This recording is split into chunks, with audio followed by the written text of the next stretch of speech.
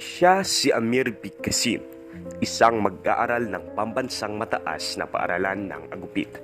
Masunurin, may pagkamainhin at aktibo sa klase, ngunit sa kabila ng mga ito, si Amir ay mayroong dinadalang kalbaryo sa kanyang bibig. Hindi nakikita, kundi naririnig.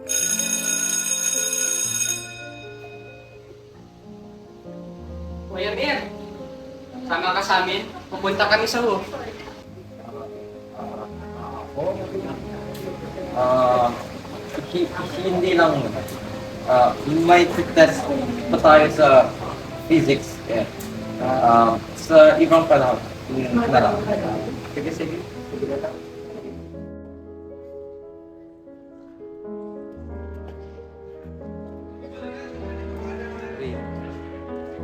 Nasaan na si Amir?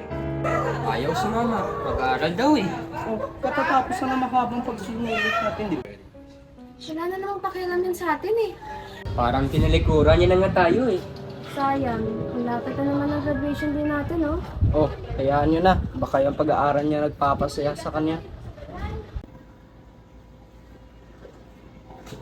Good morning, sir. Mr. Bigkasin, Sir?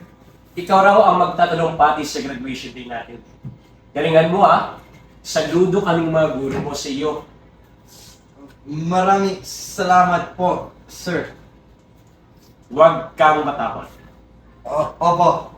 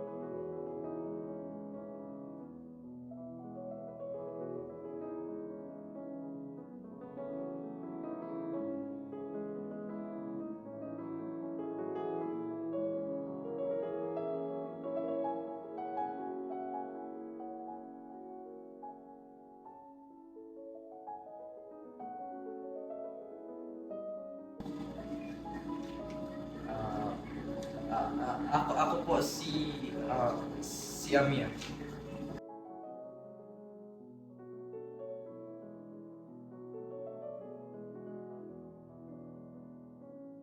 Mika.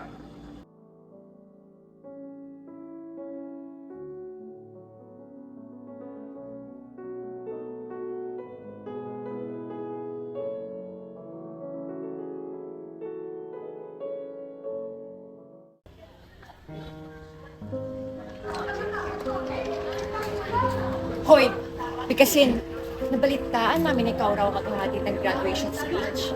O ano, totoo? Siguraduhin mo lang na wag kang pautan-utan ha. Mapapahiya naman kasi yung section natin.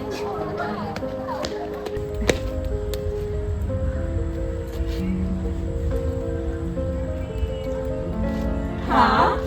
Hindi ka namin maiintindihan.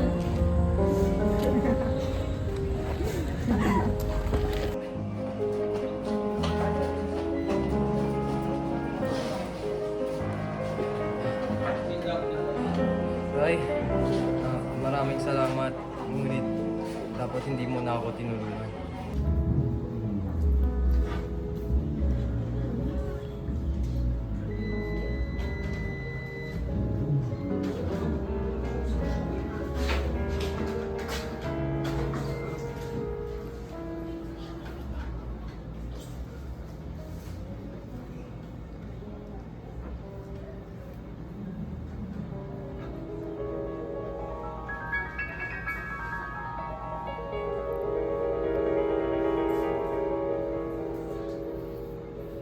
Maraming salamat, Hiraya.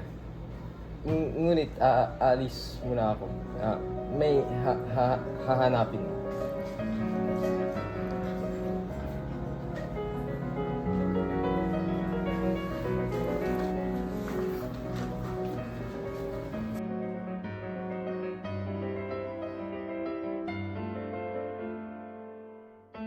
hindi kailangan ayusin o iwasto ang mga mag-aaral na may kapansanan. Kahit anong aral ang gagawin mo, hindi mawawala ang pagiging utal-utal mo. Sa halip ay sila'y tanggapin. Ang mahalaga sa mag-aaral ay hindi lamang ang mga karangalan, kundi ang mga relasyong kani-kaniyang nabuo na magtatagal habang buhay. Sa muli, congratulations at maraming salamat.